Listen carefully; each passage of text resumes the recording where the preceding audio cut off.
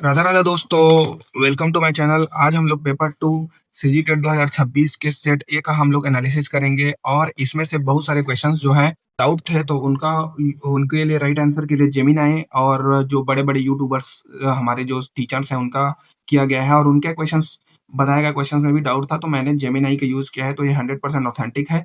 तो चलिए शुरू करते हैं। पहला प्रश्न होगा कि नीचे दिए गए कथन और कारण के लिए सही विकल्प चुनिए। तो सीखना कथन है, सीखना एवं परिपक्वता दोनों एक दूसरे के पूरक हैं और इसमें से जो है कारण है, सीखने में ब्रह्म उद्दीपन की आवश्यकता होती है जबकि परिपक्वता एक नैसर्गिक प्रक्रिया है। तो दोस्तों इसका सही ऑप्शन है दोनों सत्य है और कथन कारण की व्याख्या करता है। क्वेश्चन नंबर 2 देखते हैं कि निम्नलिखित में से कौन सा अनुक्रम संस्थान आधारित मूल्यांकन की प्रक्रिया में शामिल सही चरणों का प्रतिनिधित्व करती है। तो दोस्तों इसका जो सही ऑप्शन होगा उसमें होगा पहला होगा आपका उद्देश्य, दायरा और कार्यप्रणाली सहित मूल्यांकन योजना का विकास करना और उसके बाद होगा दूसरा होगा मूल्यांकन क्रियाओं का क्रियान्वयन करना। तो दोस्तों इसका ऑप्शन होगा डी। दूसरे क्वेश्चन का ऑप्शन होगा डी। अब उसके बाद तीसरा क्वेश्चन में आते हैं कि बहुत प्रतिभाशाली माता पिता के में बच्चों में कम प्रतिभा होने की प्रवृत्ति और बहुत निम्न कोटि प्रतिभा के माता पिता के बच्चों में कम प्रतिभा होने की प्रवृत्ति या किस सिद्धांत को दर्शाती है। दोस्तों यह प्रत्येगमन के सिद्धांत को दर्शाती है क्योंकि एक पीढ़ी से दूसरे पीढ़ी में जो आता है वह प्रत्येगमन सिद्धांत में होता है। क्वेश्चन नंबर 4 होता है निरंतर एवं समग्र मूल्यांकन के निम्नलिखित में से कौन सी विशेषता नहीं है। तो दोस्तों इसका सीमित प्रतिपुष्टि फीडबैक जो है इसकी विशेषता नहीं होगी। तो दोस्तों इसका ऑप्शन होगा बी। अब उसके बाद आ जाते हैं पांचवा नंबर पे आ जाते हैं।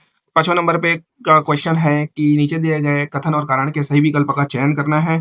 तो दोस्तों लिंग अधिगम पर प्रभाव डालती है कथन और कारण है सामाजिक रूढ़िवादिता पूर्वाग्रह पैदा करती है जो छात्रों के अधिगम और निष्पत्ति को प्रभावित करती है। तो दोस्तों दोनों सत्य है, दोनों एक दूसरे की व्याख्या करते हैं, कथन कारण की व्याख्या करते हैं। तो पांचवा का ए होगा। उसके बाद छठवा क्वेश्चन क्षेत्र सिद्धांत। दोस्तों जो छठवां क्वेश्चन है उसमें क्षेत्र का सिद्धांत है। तो क्षेत्र का सिद्धांत होगा वो है के लेविन का होगा और मानवतावादी सिद्धांत जो होगा चौथा होगा मास्लो। तो दोस्तों इसका सही ऑप्शन है ऑप्शन नंबर बी। अब सातवां देखते हैं कि विकास की प्रक्रिया में बालक कुछ सोपानों या अवस्थाओं से होकर गुजरता है। विकास के सोपानों और विशेषताओं का मिलान करना है। तो दोस्तों इसका जो सही ऑप्शन होगा वो होगा शेषावस्था है। तो शेषावस्था का होगा आत्म प्रेम की भावना। तो इस हिसाब से इसका जो ऑप्शन होगा ऑप्शन नंबर बी। दोस्तों एक ही क्वेश्चन लगा के जब कंफ्यूजन क्रिएट नहीं होता है तो हम लोग डायरेक्ट एक ही प्रश्न का ऑप्शन देख करके हम लोग सॉल्व कर सकते हैं। तो उसके बाद आते हैं क्वेश्चन नंबर 8 सीसीई के बारे में है, कंटिन्यूअस कॉम्प्रिहेंसिव एजुकेशन के बारे में। तो इसका जो ऑप्शन होगा वो हम लोग देखते हैं कि परीक्षा का तनाव कम करना। तो दोस्तों परीक्षा का तनाव कम करना होता है कि एक ही परीक्षा से निर्भरता पर बचाता है। तो दोस्तों इसका ऑप्शन जो होगा वो होगा ऑप्शन नंबर ए।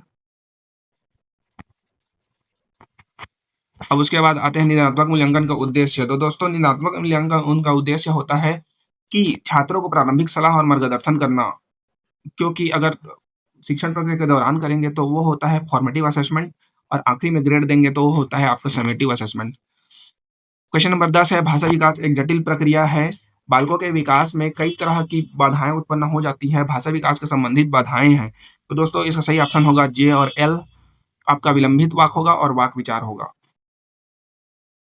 दोस्तों हम लोग इसका आंसर का डिस्कशन बाद में करेंगे, पहले आंसर की मिलान कर लेते हैं कि कितना क्वेश्चन आपका सही हुआ है। क्वेश्चन नंबर 11 देख लेते हैं। क्वेश्चन नंबर 11 में वंचित बालकों की शिक्षा व्यवस्था में कौन सा उपाय सही नहीं है। तो दोस्तों हीन भावना की उपस्थिति सभी को पता ही है। विशिष्ट बालकों की प्रमुख विशेषताएं। तो दोस्तों इसका ऑप्शन नंबर होगा सी, समान साधारण बालकों से भिन्न गुण एवं व्यवहार। और उसका बाद आ जाते हैं 13वां क्वेश्चन। 13वां क्वेश्चन में हम देखते हैं कि बौद्धिक क्षमता वाले बच्चों को उनके बुद्धि लब्धि आईक्यू स्तर के बढ़ते क्रम में न्यूनतम से अधिकतम व्यवस्थित करना है। तो दोस्तों इसमें हो जाएगा सबसे पहले होगा अत्यधिक मंद बुद्धि होगा। उसके बाद एल आ जाएगा गंभीर रूप से मंद बुद्धि। उसके बाद आ जाएगा ओ जो कि माध्यम मानसिक रूप से मंद बुद्धि। उसके बाद आ जाएगा एम हल्के मानसिक रूप से मंद बुद्धि। उसके बाद आएगा एन धीमी गति से सीखने वाला। तो ऑप्शन नंबर ए सही है। अब उसके बाद आ जाते हैं 14वां क्वेश्चन कि अधिगम का अनुक्षेत्र नहीं है। दोस्तों अधिगम का अनुक्षेत्र नहीं है, मनोगत्यात्मक है। 15वां रचनात्मक मूल्यांकन की विशेषता है। तो दोस्तों इसका जो ऑप्शन होगा वो होगा ऑप्शन नंबर डी, जे और एल। जे अधिगम प्रकृति की निगरानी करना और प्रक्रिया के दौरान निंदा पृष्ठ पोषण करना। 16वां, तो संस्थागत संस्थान आधारित मूल्यांकन की प्रक्रिया में सम्मिलित सही चरणों का प्रतिनिधित्व करने वाले अनुक्रम को व्यवस्थित कीजिए। तो दोस्तों इसका सही ऑप्शन जो होगा वो होगा ऑप्शन नंबर सी। सबसे पहले आएगा आपका एल आएगा, उद्देश्य क्षेत्र एवं विधि सहित मूल्यांकन योजना का विकास। सबसे पहले नियोजन ही आएगा, नियोजन योजना प्लानिंग। उसके बाद ही आपका दूसरा आएगा मूल्यांकन गतिविधियों का क्रियान्वयन आएगा, और तीसरे नंबर पे जो आएगा वो आएगा एन, आंकड़ों का विश्लेषण। उसके बाद आएगा के, जो कि है आपका बेहतर संस्थागत सुधार हेतु परिणामों की रिपोर्टिंग करना। तो दोस्तों क्वेश्चन नंबर 17, मानव शरीर 2 प्रजनन कोशिकाओं के संयोजन से बनता है, निम्नलिखित में से कौन से 2 प्रजनन कोशिकाओं मिलकर मानव शरीर का निर्माण करती है? तो पितृ कोशिका और मातृ कोशिका, ऑप्शन नंबर के और एम। गेने के अनुसार सीखने के पदानुक्रम को सही क्रम में व्यवस्थित करना है। तो दोस्तों इसका ऑप्शन देख लेते हैं।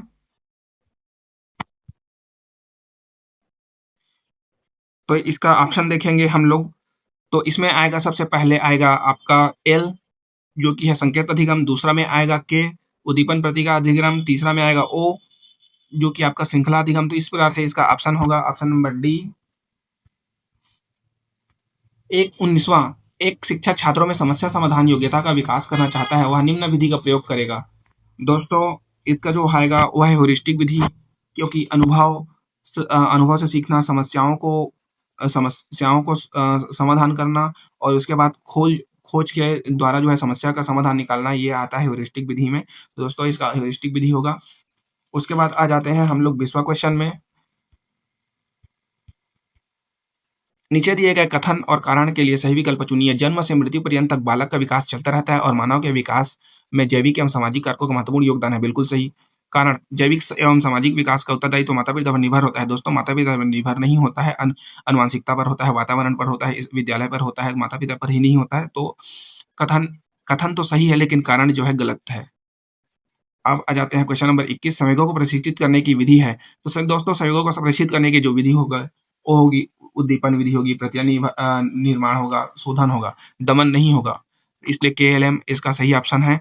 दमन बिल्कुल भी नहीं होता है, नेगेटिव मैकेनिज्म है, तो उसका उपयोग कभी होगा नहीं, याद रखना आप। दमन हम लोग कभी नहीं करेंगे बच्चों के, ना तो भावनाओं का करेंगे, ना तो उनके किसी भी समस्या का करेंगे। सृजनात्मक मुख्यतः नवीन रचना या उत्पादन में होती है, यह परिभाषा किसने दी है? तो दोस्तों यह जो परिभाषा है जेम्स ड्रेवर ने दी है।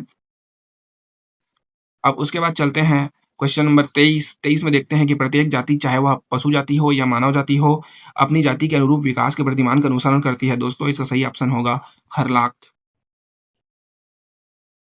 वंशानुक्रम मनोवैज्ञानिक तथा जीव वैज्ञानिक के लिए अत्यंत रोचक तथा रहस्यमय विषय है। वंशानुक्रम से कौन सा नियम सिद्धांत नहीं है? तो दोस्तों अनुक्रम आगमनात्मक जो है इसका नियम या सिद्धांत नहीं है।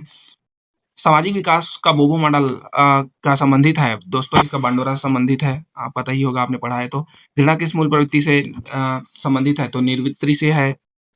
पलायन तो उससे होता है, जान रहे हो, आश्चर्यचकित हो जाने पर पलायन हो जाता है। जैसे डर हो गया, किसी को डर हुआ तो वो पलायन कर लेता है।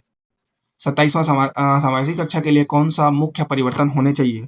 तो दोस्तों इसका आप देख लेते हैं कौन से मुख्य परिवर्तन होने चाहिए। दोस्तों इसका सही ऑप्शन होगा आपका लचीला पाठ्यक्रम होना चाहिए, एक शिक्षक शिक्षण होने चाहिए, हाँ शिक्षक प्रशिक्षण, शिक्षक ट्रेनिंग, और एल होना चाहिए आपका पर्यावरण में परिवर्तन। अलग कक्षा की व्यवस्था तो नहीं होगी, वो नेगेटिव है। तो दोस्तों इसका ऑप्शन नंबर सी होगा। वाग 28 वागेंद्रियों की पूर्ण परिपक्वता के बाद विकास मूलतः वातावरण द्वारा प्राप्त उत्तेजना पर निर्भर करता है। भाषा विकास के एक क्रम के अनुसार होता है। भाषा विकास के क्रमों को सुव्यवस्थित करना है। तो दोस्तों इसका सही ऑप्शन देख लेते हैं। तो दोस्तों इसका सही ऑप्शन होगा, सबसे पहला होगा एल, ध्वनि की पहचान करेंगे।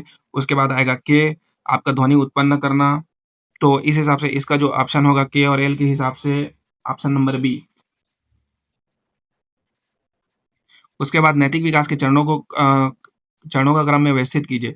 दोस्तों नैतिक विकास के चरणों के क्रम में व्यवस्थित करेंगे तो उसका सही ऑप्शन होगा, सबसे पहले आएगा एन, आज्ञाकारिता एवं दंड होगा। उसके बाद आ जाएगा आपका एल, व्यक्तिवाद और आदान प्रदान। उसके बाद आपका आएगा के, अच्छा व्यक्तिगत संबंध है। तो दोस्तों इसका ऑप्शन नंबर ए जो है सही ऑप्शन है, सही आंसर है। उसके बाद चलते हैं 30वां, डाबा मॉडल संबंधित है दोस्तों, पाठ्यक्रम विकास से है। तो दोस्तों आपको यहाँ जो मैंने जो भी आंसर बताया है वो एकदम एक्यूरेट है, अपनी समझ से है, और एक दो क्वेश्चंस में डाउट थे, क्योंकि डाउट थे उनको मैंने जेमिनी का प्रयोग किया है। कई बड़े-बड़े यूट्यूबर्स ने भी 1-2 क्वेश्चंस को गलती किया है, तो मैंने वहाँ पे जो है उनको करेक्ट करके आपको ऑथेंटिक आंसर दिया है। आपको वीडियो अच्छा लगता है तो वीडियो को लाइक और चैनल को सब्सक्राइब कर लेना, क्योंकि सीजीटेट अब होने के बाद अब हम लोग सीजीटेट और हम लोग टीचर भर्ती के बारे में बात करेंगे। जो भी समस्याएँ हैं उनको साथ मिल कर के सुलझाएँगे। तो वीडियो को लाइक और चैनल को सब्सक्राइब कर लेना और ज़रूरत लगे तो किसी और को शेयर भी कर देना।